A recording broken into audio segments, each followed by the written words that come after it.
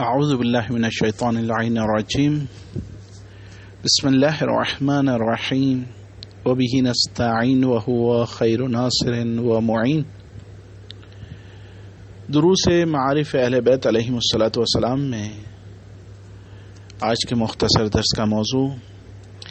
آخری زمانے کے بارے میں پیغمبر اسلام صلی اللہ علیہ وآلہ وسلم کی ایک پیشن گوئی کے بارے میں ہے۔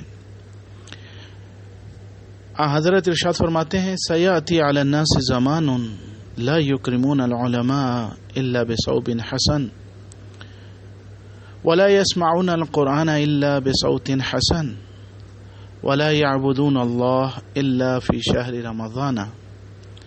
لا حياء لنسائهم ولا صبر لفقرائهم ولا سخاء لأغنيائهم لا يقنعون بالقليل ولا يشبعون بالكثير همتهم بطونهم ودينهم دراهمهم ونساؤهم قبلتهم وبيوتهم مساجدهم يفرون من العلماء كما يفر الغنم من الذئب فإذا كان ذلك ابتلاهم الله بثلاث خصال أولها يرفع البركة من أموالهم والثانية يسلط الله عليهم سلطانا جائرا والثالثة يخرجون من الدنيا بغیر ایمان۔ روایت کا حوالہ کتاب وقائع الایام صفحہ نمبر 439، یعنی نبی اکرم صلی اللہ علیہ وآلہ وسلم نے ارشاد فرمایا لوگوں پر ایک ایسا وقت بھی آئے گا کہ علماء کا احترام صرف ان کے اچھے لباس کی وجہ سے ہوگا اور قرآن کو صرف اچھی آواز کی بنا پر سنا جائے گا، عورتوں سے حیا ختم ہو جائے گی، فقراء کے درمیان سے صبر ختم ہو جائے گا، اغنیاء کے درمیان سے سخاوت ختم ہو جائے گی،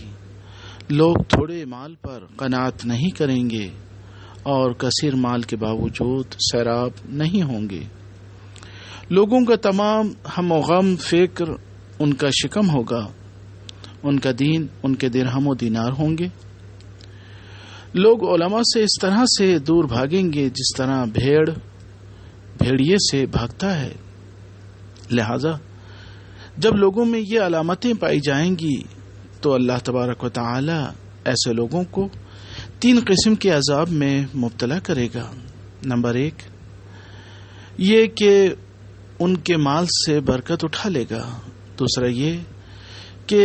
ان پر ظالم و جابر حاکموں کو مسلط کر دے گا، اور تیسرا یہ کہ ایسے لوگوں کو اللہ تبارک و تعالی بغیر ایمان کے اس دنیا سے اٹھائے گا۔ آخر دعوانا ان الحمد للہ رب العالمین۔